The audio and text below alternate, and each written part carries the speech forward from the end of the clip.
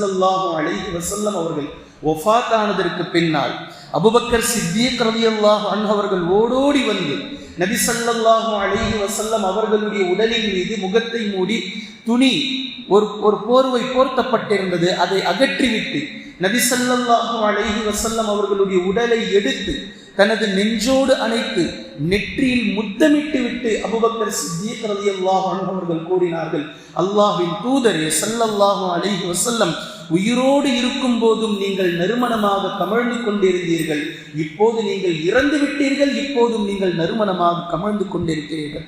இந்த பக்கம் உமர் ரலியல்லாஹு அன்ஹு அவர்கள் நபி ஸல்லல்லாஹு அலைஹி வஸல்லம் அவர்கள் வஃபாத் ஆகிவிட்டதை, இறந்து விட்டார்கள் என்பதை அவர்களால் ஏற்றுக்கொள்ள முடியவில்லை. தான் உயிரோடு இருக்கும் போது நபி அவர்கள் இறப்பதா என்ற இந்த நிலை அவர்களால் ஏற்றுக்கொள்ள முடியவில்லை.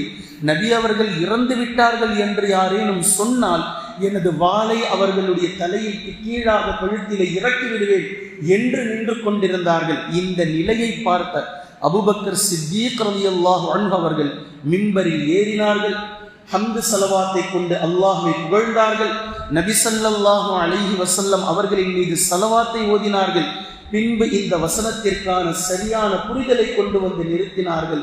யார் அல்லாஹ்வை வணங்கினாரோ அவர்கள் புரிந்து கொள்ளட்டும், முஹம்மது ஸல்லல்லாஹு அலைஹி வஸல்லம் அவர்கள் இறந்து விட்டார்கள்.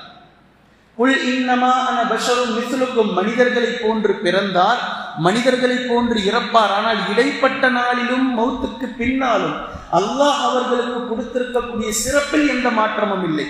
அவர் மனிதரல்ல, மனித புனிதராக நபி ஸல்லல்லாஹு அலைஹி வஸல்லம் அவர்கள் இருந்தார்கள் என்பதை சஹாபாக்கள் மிக தெளிவாக புரிந்திருந்தார்கள்.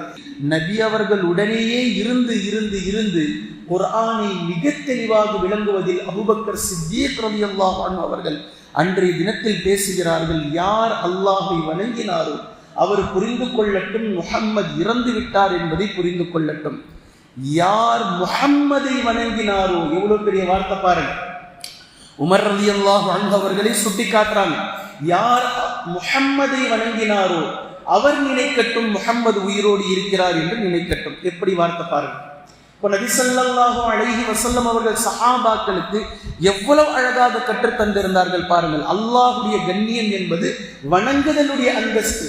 ஆனால் முஹம்மது நபி ஸல்லல்லாஹு அலைஹி வஸல்லம் அவர்களை வணங்கக்கூடாது, அதற்காக எந்த சிறப்பும் இல்லை என்பது பொருள் அல்ல. பரக்கத் செய்யப்பட்ட உடல், ரஹ்மத் செய்யப்பட்ட உள்ளம் என்பதை சஹாபாக்கள் மிக தெளிவாக விளங்கி வைத்திருந்த இந்த விஷயத்தை எல்லாம் நாம் பார்க்கிறோம்.